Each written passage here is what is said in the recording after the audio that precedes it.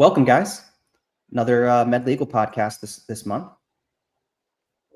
I know we're going to be talking about essentially some basics of this. So go ahead, Harvey.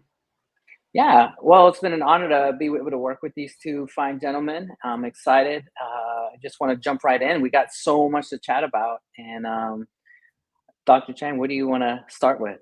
Yeah. Hi, everyone. I think maybe we can start with how we have pearls of the day in clinical medicine. Maybe we could have something similar. We'll have to come up with a clever name, but I've done medical legal work for, literally 35 years now as an expert witness on both sides, on the defense side and the plaintiff side, and lots of lessons learned. First of all, it's a very good time to be doing this kind of work if you haven't been doing this work. Um, Once you get over the stress of, being deposed and or appearing in court, it's actually, I think, very enjoyable work. One of my mentors advised that I start this work because he couldn't take a case, and that was in 1990. And one of the suggestions he had was go in and learn about the medical legal world because you'll be frontline doing this work, and it makes you a better doctor. That's why he suggested I pick up a case. And I did that, and I couldn't agree with him more that it really makes you a better doctor by doing this work to have a more intimate understanding of medical legal context and everything. And my friendly pearl here is that as an expert witness, when you first go in, you think it's all about the medicine, but as Harvey knows, he's done this work too. It's not all about the medicine. It's about the medical legal context of all the cases. So your job as an expert witness, either on the plaintiff or the defense side, is to be the medical expert that understands the medical legal context. And that means you have to understand words like causality, breach of standard of care, what standard of care is. And there's a lot of misconception about standard of care. Standard of care is not practicing like a text from how the guidelines are in a textbook or in a manuscript, as most people think when they go in this line of work. Standard of care is what a reasonably prudent clinician would do under those circumstances, which it could be very subjective. And it's not more than 50% of the field feeling that way. So oftentimes it's in the minority. So my friendly pearl is please think about you as an expert witness, but in the context of medical legal framework, and support your side as an expert witness. And it's usually not just about the medicine. You have to understand the medical aspects of the case well to support your side in the medical legal framework, which is different than the medical framework. Well, I love that. That's well said. And I agree. Uh, at one point, I had my own emergency rooms and I was in charge of the peer review. And you learn so much. And as doctors and scientists, we look for patterns and finding that fault in that case. Was it, a bias? Was it a certain way of thinking that made you come to that conclusion? My pearl is mostly for the young ER docs out there. Resist when the nurses or front desk or someone's like, oh, this is Miss Jones. She comes every day like clockwork. She always just needs her medication and she can just go. Forget about that chest pain. That's just kind of a way of getting the meds. And my answer is one of those times, it's actually going to be the real deal. So don't be biased as much as possible. Obviously, you wouldn't do that, but I'm just giving an extreme example so you would understand. Yeah, I think that's a good point is that you really have to not be distracted by the noise and go with your signals. That's for sure. And I Oh, thought, we need to put that. We need to maybe that's our noise to signal Q&A beginning or something. That may be our yeah, segment. I like that. yeah. And then Brooks, Harvey, and I are very interested, given our interest in what's happening in the AI sector right now, to deploy this in our medical legal framework. So, Brooks, do you want to briefly describe the effort and also why this is the future? Now, this comes right after I saw an article yesterday, Brooks, on the 10 jobs that AI will almost for sure take away. One of them, first of all, the clinicians and the lawyers in our audience, clinicians and lawyers are not on that list. But you know what I noted on that list is paralegals. So Mm. so it's interesting. I knew we were coming on today. So what do you think about that, Brooks? Are paralegals going to be outpaced by AI, or there's less need for paralegal? Of course, the quote is a paralegal who understands AI will replace paralegals who don't, right? Do you agree with that? I agree with that sentiment. I don't think it will completely replace a paralegal yet, although it's possible. But I think it'll help the paralegals that leverage these tools to really speed up their job and do way more with the same the same time that they would normally take to do things. I Yeah. think that's the I see that across the board. Another example of that might be like software development. Yeah. I think at the end of the day, we'll still need more paralegals than we do today, just because the amount of cases continues to increase as our population increases. And as people start to get older, there's going to be a lot more injuries and things that can occur that might lead to some potential malpractice, I believe. Also, at some point, I work with a lot of nurses that pour through medical records to find evidence for me to support. And I think some of that work can be done with a good AI tool in the future as well. So a lot of times the whole, and this is perhaps another mini pearl for our audience. I've had cases where everything, the crux of the case came down to the fact that I found one number to refute the other side's claim or support my side, or both. And it can come down to literally one number. I remember a case, everything came down to a serum bicarbonate of 15 versus 25, which is normal. Everything came down to that number. That was not, I was on the defense side, so fortunately I was able to find that number. Sometimes it's hard for the nurses pouring through the medical record to find that one number, but perhaps that's an AI tool task in the future as well.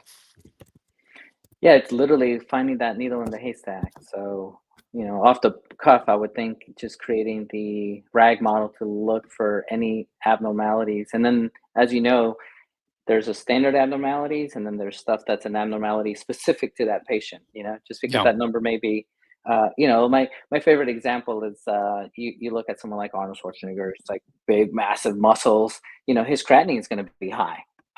I'm nowhere near that guy, even if he's older, and I don't have his creatinine because I don't have that muscle mass, and it's different. I find it interesting that you bring up RAG, and I have a presentation that I'm going to pull up here in just a moment. It's loading in the StreamYard side, but I definitely want to talk through what RAG is and how that can sort of guide these AIs to be more intelligent, not necessarily more intelligent, but not make things up as much as what you hear about the hallucination effect and things like that. Maybe Brooks, you can before you explain the RAG, maybe I think audience might like to be reminded, if they don't know already, how a large language model is set up in the first place in terms of the pre-training and the fine-tuning steps before the RAG. Maybe it'd be good to go over that briefly. Yeah. So an interesting case happened in the last few months. The owners of Claude, Anthropic, they were sued, and the judge sided with them on a couple of things. One was that they bought a bunch of books and they stripped them out, and they photocopied or they scanned each page, and then they uploaded that, and they used that for training of the large language model. That was considered under the copyright law as fair use. However, they also admitted during the case that they had downloaded books illegally from the internet that already had those steps done, meaning that they were already scanned and they were already in electronic format. The judge did not side with them on that case, calling that copyright infringement and or theft. So it brings up a very interesting scenario of the more information that gets pushed into these language models, what's considered fair use copyright, what's someone else's versus what's not. And so what ends up happening is they take all of this information and they store it in a format that the large language models can read and understand. And then they push that through a training process. And they do what's called reinforcement learning. And reinforcement learning is essentially,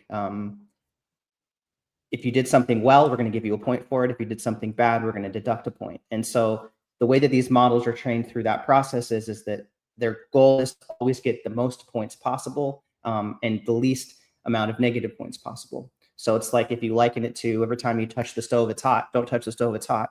The large language model realizes that. So it starts to guide things through. And another one of our episodes, we'll talk through some interesting YouTube videos that exist around OpenAI models a few years ago, and how that reinforcement training really looks and works. Brooks, and the then, the nerd in me wanted to know, was that Anthropic case, was that used for the pre-training part or the fine-tuning part, or both? I think it was used for both, actually. Okay. And since there wasn't like a good delineation of what was used that was infringing versus not, that's where the judge sided with them on the stuff that they had purchased versus the stuff that they didn't purchase. Yeah. And because of that, I think it's going to really continue to, we're going to start to see all kinds of new laws written around AI specific versus non-AI specific when it comes to copyright. And for our audience, Brooks, the pre-training part is the expensive, computationally expensive part that takes in a lot of material, and the fine-tuning is when it goes to a specific domain, like perhaps medical legal work. But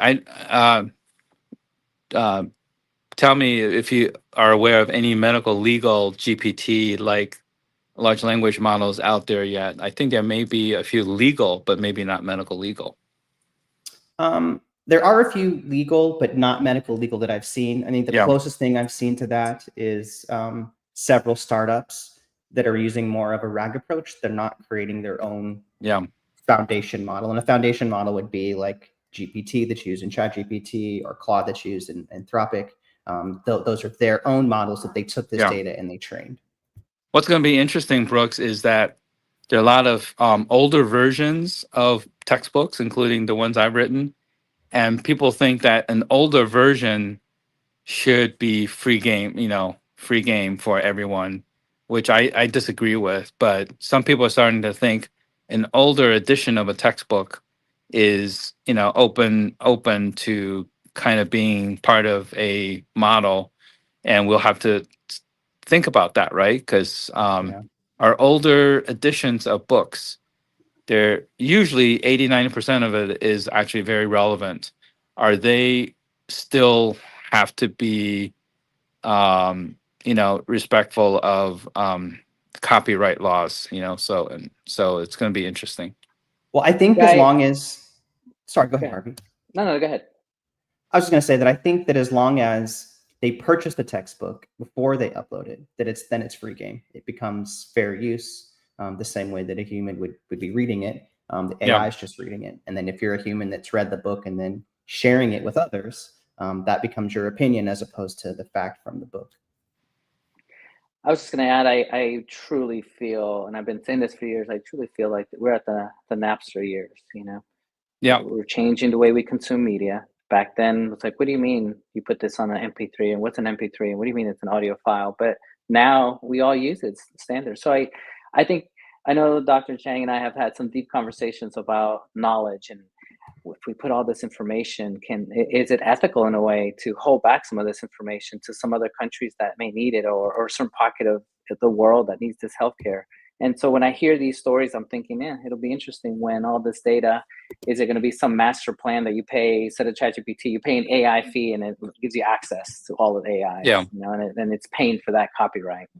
Well, it's interesting you should mention that. I'm actually working with a few fellow pediatric cardiologists and a company to develop a large language model for pediatric cardiology, because that information and knowledge is not widely available around the world. So we're trying to educate anyone on the planet that's interested in this topic or taking care of a patient with this aspect of medicine that could use some education. So we're expecting to get that done within the next 6 to 12 months. So it's an exciting project, because for the first time, anyone on the planet with a question with a child with heart disease can find the answer. So we're very excited about that.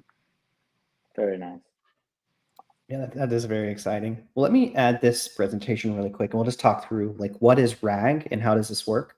So to your point about, Anthony, to your point about pushing new information into these language models is very computationally expensive, and that training aspect takes time. So essentially what the RAG allows us to do is to add additional knowledge to the language model without having to go through that training process. It also kind of helps to keep it guided specifically within some guardrails so that it doesn't go too far out of the domain that you've given it knowledge on. Let me just Hey, Brooks, for our clinicians, an analogy would be, and I think Harvey may agree or not agree. It's kind of like when I was a cardiology fellow, I would have both of my white coat pockets be filled with a little binder filled with sort of like updates on guidelines or most recent definitions of diseases that haven't made it into the textbook yet. And I kind of think of RAG as like your little mini binder in your coat pocket that has the most recent information, or actually very institutional information that you don't want necessarily to share with everyone in the profession. Certain ways of doing something, and I just find sort of a similar situation with the RAG is like your little. Think of it as your little mini binder in your coat pocket of important information or confidential information. Great. Yes, agreed. That makes a lot of sense. And it looks like it kind of, when I uploaded it to StreamYard here, kind of move the text off a little bit, but basically the traditional LLM, when someone asks a question, it responds with what it's been trained on.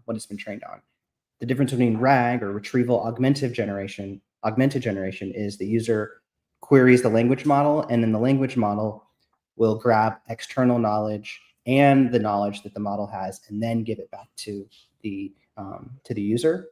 And then you could also kind of make it so that only the external knowledge is what's returned back to the user, as opposed to what the language model already has. And that's how you kind of keep the hallucinations down and prevent it from going sort of off base from what the information you've had. So that notebook in your pocket, we could convert that so that the language model is only pulling from that current data and not from the old data. And then I've got one more slide just to talk through on this, and then I'll pull this down. But essentially, what ends up happening is you have this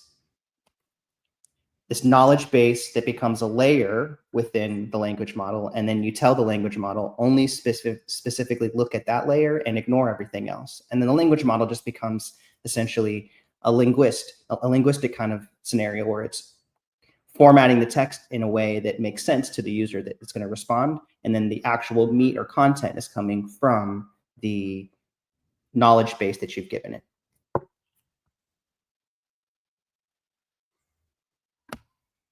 Down. But that's essentially RAG in a nutshell. You can always answer some questions on that if there are any. Yeah, let me see if I see any questions. Yeah, I just in general I already know the answer, but I'm just curious, what do you think some of the pros and cons to RAG, Brooks? I think it has more pros than cons at the moment. To me, the pros are that we can prevent. So like if there is up-to-date information that doesn't exist in the language model is trained in a way through that positive reinforcement learning that it needs to have a response back to the user. It doesn't know the difference between responding and not responding, right? So it knows that it has to respond with something, so it'll come back with a very confident response that you might believe, but not more than likely, but sometimes can be inaccurate. When you add the RAG on top of it, you can sort of believe what it's saying more than, especially if it's sort of outside of the domain that it's trained on. So for instance, say there's a language model that's specifically trained on publishing, and you start asking it legal questions. It's going to have the publishing knowledge on how to make books, but it's not going to necessarily have the knowledge on how to handle a legal case, but it's still going to try to answer. And more than likely in that scenario, that answer is going to be very incorrect, although it's going to sound very compelling. Mhm. And we're seeing this happen with like live court cases where attorneys are prepping their briefs and looking for precedents of other cases, and the language model gives them things back and it sounds great, but then a judge will catch on to it and see this case and understand and know that that's not at all real. And then, these guys are getting themselves in lots of trouble when this is happening. So it can be tough to decipher what's real and what's not. So it's always, especially in the legal domain, to always fact check and double check things that you're seeing. Now, Yeah. the RAG is supposed to decrease hallucinations, but I think it's still very vulnerable to retrieval quality of your documents, right? So if you're not careful and you have very low quality documents or irrelevant material in the RAG, then it's actually counterproductive now, because you actually might degrade the output compared to just using your large language model without the RAG, So Yeah. Yeah, it's certainly That that famous garbage in, phrase, garbage out. garbage in, garbage out. Yeah. right. It's kind of like garbage in, garbage out, amplified, So Yeah. Yeah. Well, Well especially said. as it relates to, patients. And I can actually show a quick demo of an actual RAG in progress. It's actually from Harvey's website. I'll pull that up here in just a moment.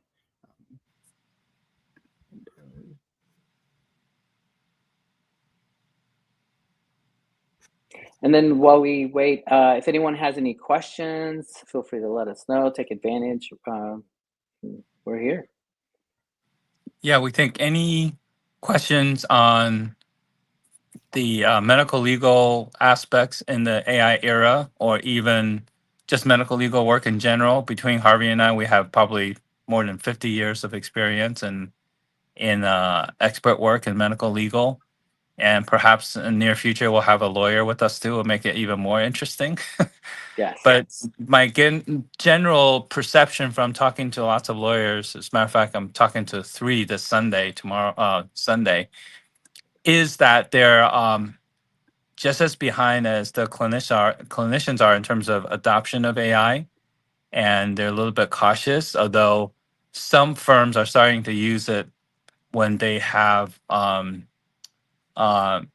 manpower issues with paralegal work and nursing work that support their staff. So they are starting to use it out of probably more necessity than anything. But I think it's a good time, a very, very exciting time for AI adoption in both healthcare as well as the legal realms.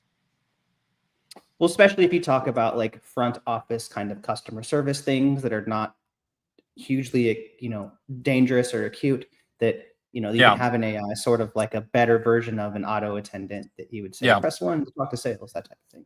Right. And so here's 2 examples of a RAG. So harveycashromd.com, if you're interested. The first page, there's a start a call button. So that's Harvey's voice that's cloned that you can talk to, and it has its own RAG and knowledge specifically around Dr. Castro. And if you were to click on the resource section, there's this little magic wand you can click on here in the bottom right-hand corner. And this is just a chat that you can have. I can say, tell me about Harvey.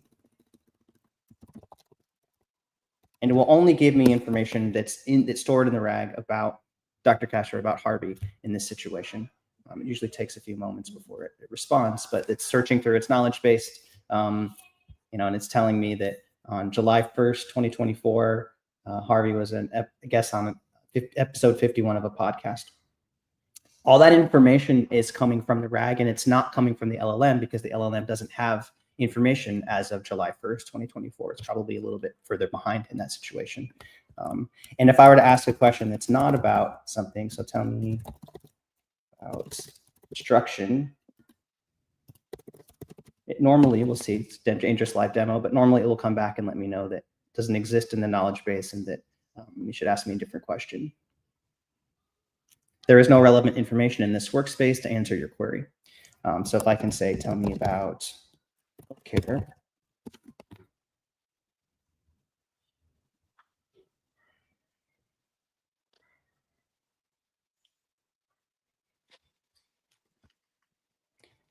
Now it gives me all kinds of information about healthcare, ChatGPT in healthcare, throwing it back to Harvey's book that he wrote about this. And so again, that's just a really good way of kind of keeping it guided so that you're getting more accurate responses than you would with just a regular large language model. Yeah. Yeah, thank you, Brooks. That's like Dr. Chang said, and Brooks, it's all about that quality of the data.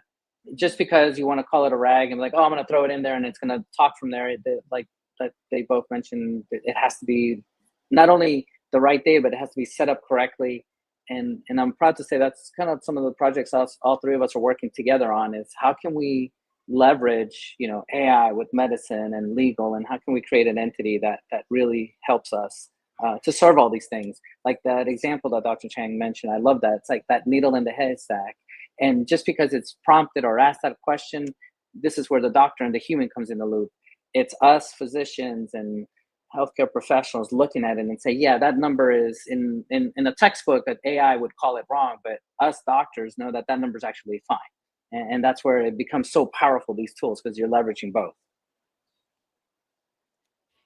Looks like we have a comment here. Brian says, similar to how attendings might ask a fourth-year medical student how confident they are in their approach or knowledge about a clinical issue. Mm-hmm. I like that. I like that. Clinician can relate to that. Yes. There's also the something that I often mention in our AI courses is that the Dunning-Kruger effect that humans have. I don't know if people are familiar with that. The Dunning-Kruger effect is when, and as medical students and young clinicians start in July, their new upper level, promotion and all the burden that comes with that. It's when people know a little bit, they exaggerate their perception of what they know until you're further along, and certainly at the point that I am 40 years post medical school graduation, you kind of feel like you know very little and you just do your best to take good care of your patients. But the danger time is when you think you know more than you know. when you know, when you think you know a lot, but you actually know very little. That's the most dangerous time. Yeah. Here's a follow-up question from Brian. Are there methods for LLMs to state their confidence in the content of the response content? I have some answers. If you guys have a quick response, otherwise I can jump in. Go ahead. So the way that this will generally work is, in the demonstration I just showed you, that's just a chatbot. But we have a different view that when it responds, you'll get citations of where the data was pulled from, and it'll give you a percentage of how relevant that context is to the question. So the answer is yes, and you can see the sources that it was citing and where that information was pulled from, and that's the information that you upload into the RAG to get that information. And so basically, it's saying when I give you a response, here's where I pulled it from, and here's how much it matched what you asked. Also, Brooks, I sometimes will do what's called iterative prompting. I'll actually either specifically prompt to tell me the percent of confidence, or afterwards I'll say, how confident are you with this output? It'll do its best. But I think that I call it the 3 S's of large language models. Sometimes they're kind of sycophantic, and they'll over the large language model itself. It's like a very enthusiastic medical student. They'll try to please you excessively, which is not good. It needs to be honest with you, not just please you. So yes, and they are pretty bad about just telling you what you want to hear. So I think that's a really good point, a really good tip to really prompt that. The other 2 S's, in case people are wondering, Brooks, you'll probably smirk with this, is scamming and scheming, which are also now found. So not to bring too much of a negative light to AI, but apparently AI is now capable of intentionally manipulating or even deceiving humans that are users. So we have to be careful with that too. Yeah, that's a great point, and I'm sure we'll see lots of ridiculous examples of that. We have some examples that are like sort of conversational, and they're rumors more than anything, but I'm assuming it's soon we'll really start to see some real examples of that. We have another question too. Ebo asks, I would like to I would like to ask you about more legal regulations / restrictions on data security protection and data use for AI training in North America. For example, in Europe, strict data protection is also a hot topic in the fields of artificial intelligence and medicine. Any thoughts on that, guys?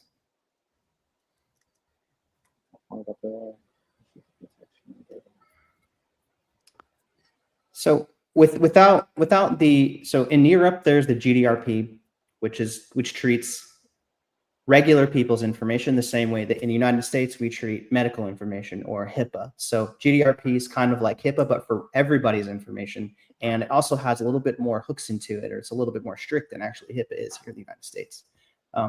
So I would imagine that we'll start to see data protection be way more of a topic soon, especially with some of the recent cases, like I mentioned earlier, from Anthropic and copyright. But until more regulation comes through, I think it's going to continue to be this way without any penalties. I think on the other hand, Brooks, kind of under this data protection is also just overall regulatory posture. And it looks like, I don't know if people realize this, but part of that big, beautiful bill is a 10-year request for states not to overregulate AI in a 10-year period. So that somehow was under publicized. I was surprised. So in other words, if anything, a lot of people write and talk about regulatory aspects of AI in healthcare, but actually are not frontline users of AI in healthcare. They're more in the policy space. And I think, first of all, it's almost impossible to regulate to the level that I think things could be regulated, because it's just very hard, very difficult. Even keeping an eye on your own projects is difficult, never mind other people coming in and scrutinizing your project. But I wonder if, based on the regulatory relaxed posture of the current administration, whether or not that's going to extend into the data protection aspects as well. That the current administration's position is they want to really have startups and AI services be freed from over regulation. So I just don't know where it's going to end up, in the next year or two. Well, in that bill, in the last inning, it actually got taken out. So that was interesting to see that the government, at least part of the government, wanted to put in those rules into effect, which would have really had changed things, because I forget how many hundreds of laws throughout all the states have already been passed, and that would have basically negated all of those. With that said, I don't think it's over. I think they're going to come back and try to figure out another way of doing the same thing. And to your point, you're right. From a startup point of view, you want one set of rules and go. You don't want to. The whole beauty of working in the United States and the commerce of the U.S. that you can do one state and promote to all of them pretty much. But if you're changing the rules for many states, then you're having to change the rules how your AI model is used, depending on what part they're regulating. So it becomes a very interesting question, and I'm following it closely to see where we at. Well, as I said, Harvey, it's easy to write and talk about regulation. I feel like, and Brooks may agree with this, the hard part by far is executing it, especially an external reviewer looking at a project. I don't think most external reviewers, even AI experts, will be able to figure out if a model is really meeting regulatory standards, because they weren't the authors of the model. So it's just really, really hard. And I think people almost never talk about how difficult it is to execute any regulatory, process in looking at healthcare AI models. But I'm glad we're talking about it. But by far the hardest part is executing the regulatory process. And I think it's important not to overregulate, but Yeah. there needs to be some level of regulation to start to come in to help tighten those things down. And I think from like an FDA perspective, when you're talking about looking at some AI that's a part of a product, because it is kind of a black box and you don't really understand what's happening under the hood, I think that's what makes it really hard to enforce that regulation, to your point, Anthony. A LinkedIn user asks about the post office scandal with Fujitsu in the UK. And I'm not sure if you guys have caught on to this, but since like 1999 to about 2024 to 1999, the post office in the UK had this software that was written by Fujitsu that both entities knew, even all the way back to 1999, that there were a bunch of bugs in the software that were overcharging for mail services. And essentially what ended up happening was there's like a 3-year investigation and case, and they were found guilty that they knew and understood that there were bugs in the software that were creating erroneous values of things. And I think from an AI perspective, it's real easy for that hallucination effect to kind of creep in. So if you're leveraging these things from accounting perspective, it's probably not the best move, because there are definitely going to be lots of bugs that come along with it. Agree. Well said. Thanks for sharing that. Well, in being respectful for time, I know we have about 15 minutes-ish. I want to make sure we hit all the questions. If there are any, make sure you keep asking them. And then if you want, I appreciate if you could reshare the post. That way other people could see this and get this information. And then, as always, all three of us are always available to be of any help. Let us know. I also want to emphasize that even though all three of us have a passion for AI, and especially as it relates to the medical legal domain, that we're happy to answer any question in the medical legal domain, because there a lot of people are interested in this line of work, especially those who not necessarily want to stay in the clinical domain 100% of the time. It's challenging work, but it's also very rewarding in many ways. And it definitely makes you a better doctor, have a better understanding, a more intimate understanding and frontline experience in the medical legal area. So I encourage you to at least try, do some work in this area. I think you gain from your life experience as an expert witness tremendously. Not to mention that you also learn sometimes an area that you may have forgotten about or just are not knowledgeable enough in. It's really gratifying work in that way too. But we'll probably have at least one lawyer with us next time, and then we can definitely take on sort of real life questions about medical legal work in general. Yeah, I agree. And so if there aren't any questions, then I do have a couple of cases that I wanted to bring up that have happened over the last few years, specifically around medical malpractice. So let's see, the first one. So this was in December of 2024. A patient was injured during a fraudulent ED treatment, and the jury awarded them $412 million. So really what it turned into is the jury's intolerance for reckless clinics, and there was a precedent set for extreme punitive rewards as a result of that. And that was just in December. Let's see. And then there was another one that was really interesting. So this is another 2024 case. A doctor removed a liver instead of a spleen and had made a similar prior mistake without any impact on their license. And the implication was just that there was a systematic failure to discipline or push for greater transparency in provider history. So I mean that's a little scary. If there's a surgeon has a history of removing the wrong organs, that it'd be nice to know about that before you go under. Yeah. It didn't give us the how much was awarded in that scenario. And there was another one here. Let's see. This was in the military malpractice.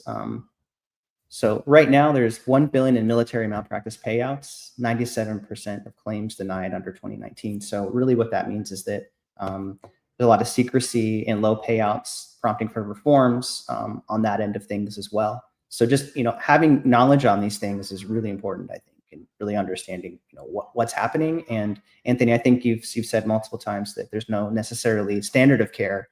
Really, it's and that was a very I thought a poignant topic to really bring up on what a standard of care means and what it means to medical malpractice. Right. I think the common misconception out there is that standard of practice is a practice that more than 50% of your professional colleagues would agree to. I don't know how that got out there that way, but it's actually any reasonably prudent professional in your profession would practice that way. And the interesting part of this and perhaps we should have a mini discussion, is how does AI change that? I think some radiologists would agree that in certain situations, like MRI of the brain for possible bleeding, is now standard of care to incorporate AI for both interpretation as well as prioritization. I think that's our, as a matter of fact, I think there's at least one case ongoing looking at that, issue and concept. Is AI now standard of care for interpreting an urgent brain MRI? And I think it is. I think it is absolutely standard of care, but others may disagree. So we have a question here.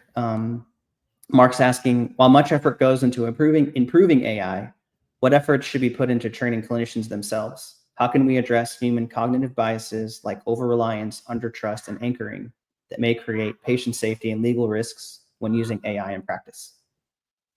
Oh, well said, Mark. Well, that's ironically how Dr. Chang and I met. Big picture, as I was learning more and more, I really wanted to go into the specifics and continue to learn. And this is now something that I'm happy to see that Dr. Chang's spending a lot of time with the medical schools, correcting, helping them with their curriculum, teaching. And then on top of that, he's not just doing it here in the US. I mean, he's literally doing it around the world. So this is a thing. The second part to this question is he does have a course that I recommend. It's on my LinkedIn profile. I'm happy to give you the link, or we'll put it in the chat for you. But here are 3 courses that, again, I have no ownership or anything. I'm just saying it because I believe in what he has. But it's a program that has different courses and different levels. And as you start taking them, it goes really into these questions and teaching you. And I really think in the near future, we need to have this as part of our medical school and ongoing training.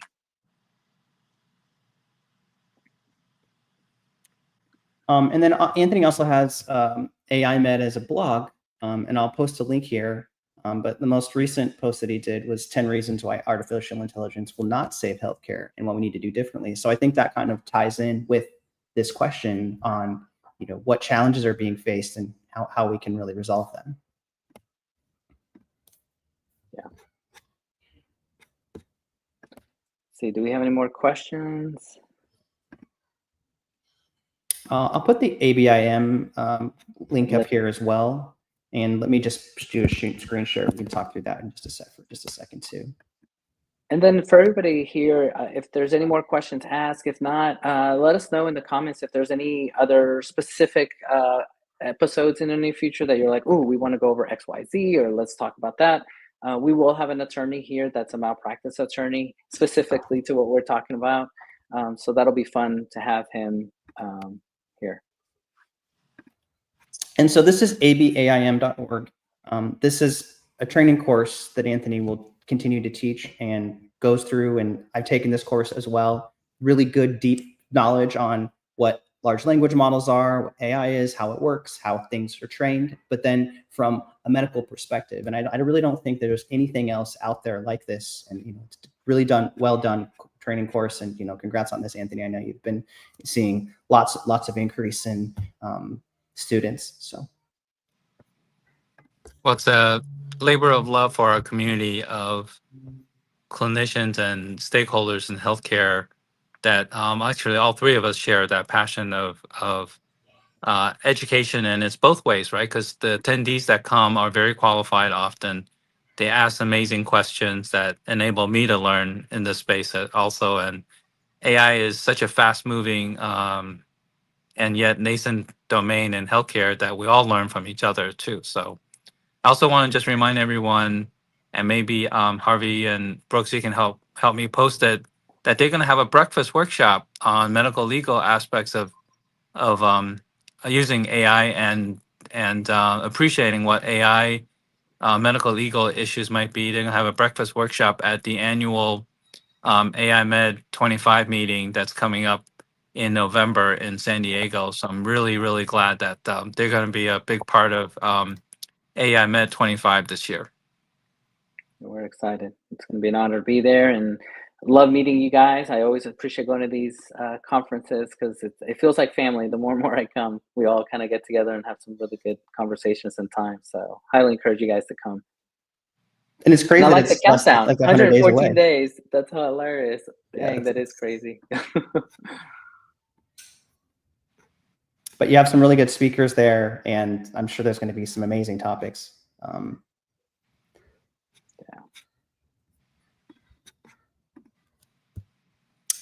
Well, guys, I appreciate your time. I don't think there's any more questions. Is there anything else that you all had to go through? I didn't see Okay. anything else. So I guess just remind everyone. So the medical legal pearl of the day or the month would be: don't, when you get selected and sign a deal to be a medical expert, you have to be both a medical expert, which is what they expect of you, but you'll really wow your legal partners if you understand enough about the medical legal context of the case, and it's not doesn't overlap with the medical opinions 100%. So in other words, it's kind of like a West Point, graduate understanding the strategies of war, but fails to appreciate the reality of war when that graduate hits the front line in a war, right? So it's a totally different ballgame. So you have to understand both what you know in your brain as a medical expert, but also appreciate what the lawyers have to prove as a legal partner of you. But you really will win a lifetime, partner from a legal office if you really actually understand the medical legal. And as a matter of fact, I often will say, this is my medical opinion, based on the case, but you need to do A, B, and C, either support or refute the case in terms of causality and breach of standard of care. And this is where we have wiggle room, to support our side. And then they'll say, wow, this medical legal expert is not only knowledgeable in medicine, but understands the medical legal framework to help us, without us trying to work on that, with that person directly. So I think it's just good to understand both sides. Agreed.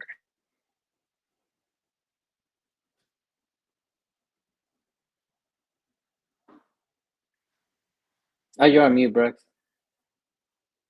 Sorry, but let me say with that, we'll end here and we'll catch back up next month. Thanks, guys. Thanks, guys.